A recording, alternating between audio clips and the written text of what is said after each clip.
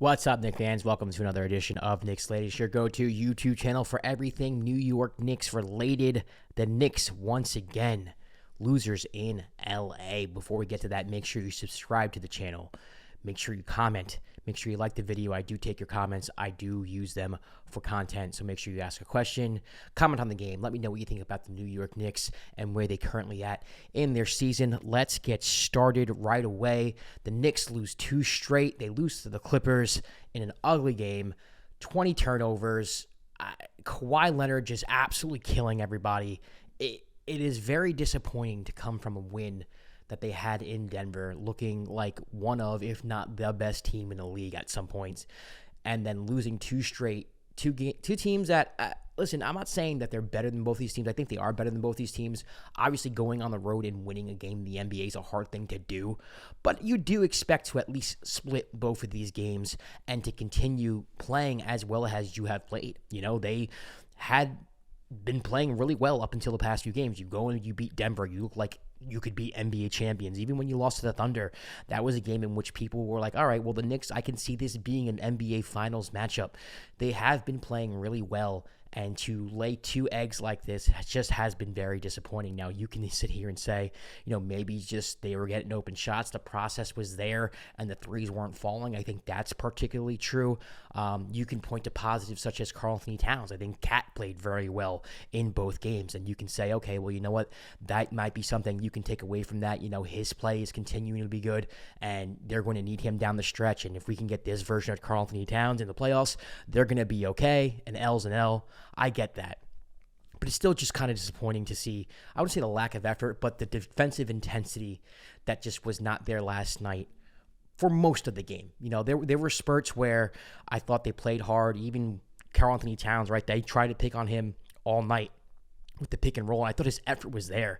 But I just think that it was just that type of night for the Clippers, right? You have Kawhi Leonard, you know, you're playing drop coverage on one of the best mid-range shooters in the world, and you're pretty much giving him an open pass to shoot the basketball from 16 feet in, you know, with no pressure on the backside, as well as Karl-Anthony Towns might play that coverage, and as, you know, as aggressive as he may be, sometimes that's just not going to work out. And then Mike Brown tried to make an adjustment by trapping it, and that just worked out even worse. You had Brook Lopez hitting threes. You had them catching alley-oops. You had them driving and kicking on 4-and-3 advantages in the half court for 3-pointers.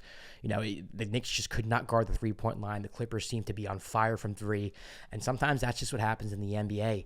You get hot from 3, or the other team gets hot from 3, and that decides the game. You know, in the past 2 games, the Knicks have not shot well from 3, and they turned the ball over a lot. And it's not just one person, it's everybody. You know, Brunson was turning it over. OG was turning it over. Shamet was turning it over. Diawara had a turnover. Mikal Bridges. Everybody was turning the ball over, and it was leading to points the other way. You know, the Clippers had 18 points off of turnovers in the first half alone. I mean, that says something right there. You know, the Knicks did a good job with second chance points despite the fact that Mitchell Robinson didn't play in this game. You know, there is some good there, but it is kind of disappointing to see a little bit of a drop-off from when we thought the Knicks were starting to peak, when I thought that I could finally say, okay, this is the team that everybody knew they could be, and now all of a sudden, they aren't that anymore. Now, again, this might be a little dramatic. They have the Utah Jazz coming up, and it is something that, you know, has kind of been a thorn on the side of the Knicks in past years. You know, going to Utah isn't always the friendliest place, but we'll see how they play. You know, I think the most concerning thing for me was, you know, maybe the defense has been exposed a little bit in the past couple of games, particularly yesterday. You know that in the playoffs, teams are going to try to pick on Jalen Brunson and Karl-Anthony Towns in the pick and roll, and that worked to perfection yesterday. Again, Karl-Anthony Towns, I don't think played too bad of defense. But, you know, if you are going to play in drop coverage, it does take a certain amount of team effort too. Karl-Anthony Towns has to drop not too much like he has in the past. You're going to have some backside defense and some help on the backside over the screen, so there's pressure on the guy with the ball so he's not comfortable making decisions. You got to be able to help, and everything just was not working in hand. And then Mike Brown trying to make that adjustment, again, trapping instead of using drop, kind of seemed like a panic move, and things got worse. And that is a very, very, very concerning sign, because that is something that can happen in the playoffs, right? In the playoffs, your weaknesses are exposed. And right now, everybody knows that the weaknesses of the New York Knicks on the defensive end are Jalen Brunson and Karl-Anthony Towns. And there are times they give you effort, there are times they step up, and there are times that they play decent on defense.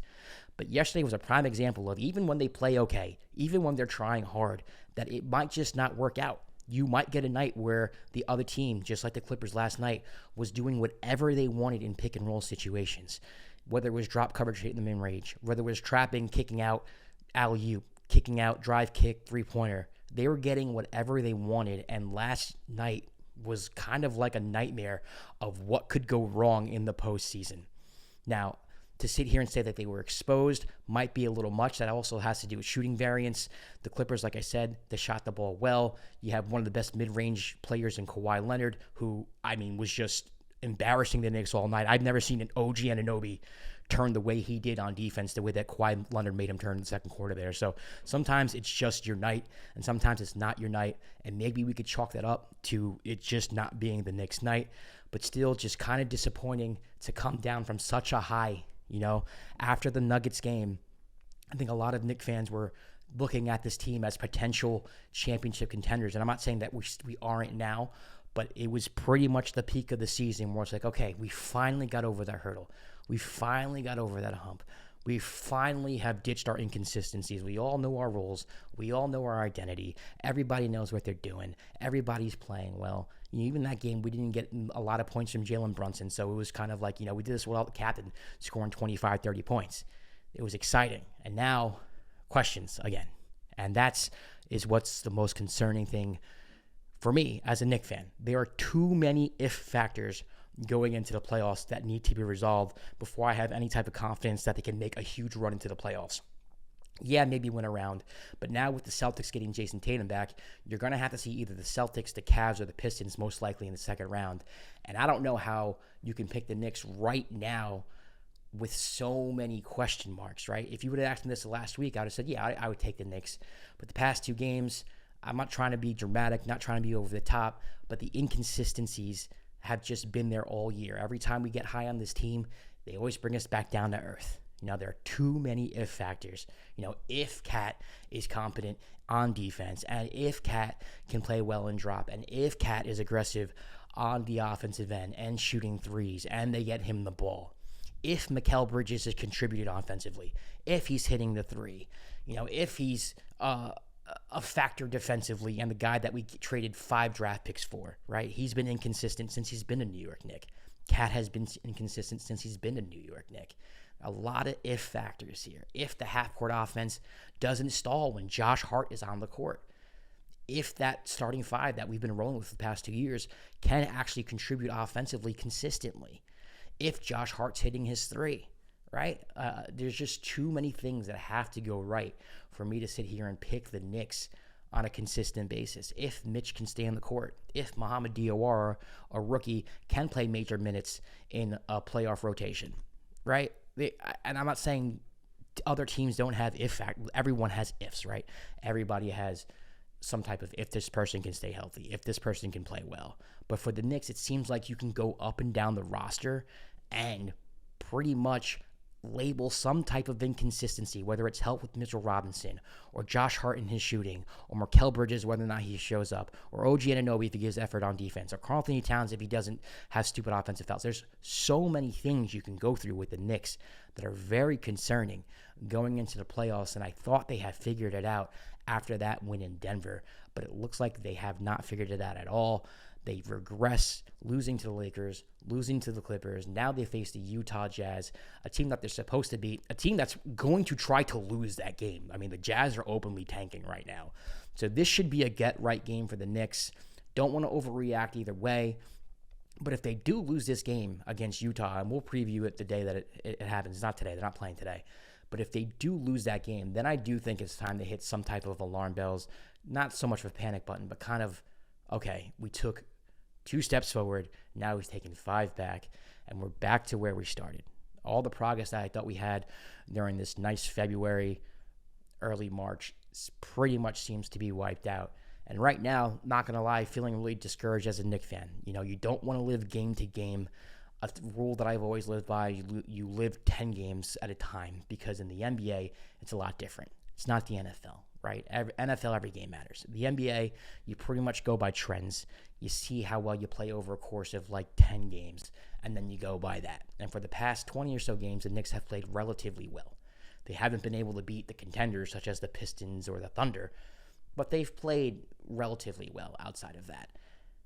Now you face two teams that I think you're better than, that you should beat, and even though it's on the road, you catch an L, you don't look good doing it, you can't shoot the basketball, your defense looks like it gets kind of exposed, and now I'm starting to feel an opposite way about the team that I was feeling maybe last week. So don't want to panic here. Hopefully they finish up the road trip on a high note. You know, they got a couple games left on that, and then they return home.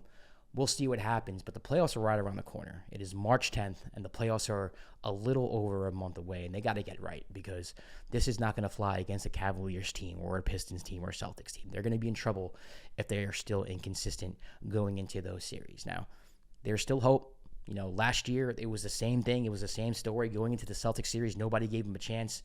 Nobody thought that they could win that series, and they won it in 6, and they figured it out. So maybe they can figure it out this year, but it's just a very uncomfortable feeling as a Knicks fan, knowing that you just cannot trust what you're going to get from them night to night. All right, like I said, subscribe to the channel, all that good stuff. Make sure you like the video, drop a comment. Let me know what you think about the Knicks' recent road trip and their struggles the past few games. Let me know if you think that it's hyperbolic to be worried about this team. Let me know if you think this is more of the team that we should expect in the playoffs, or should we expect that team we saw in Denver to show up in the playoffs? I want to know your thoughts. Subscribe to the channel. See you tomorrow for an episode of Knicks Latest.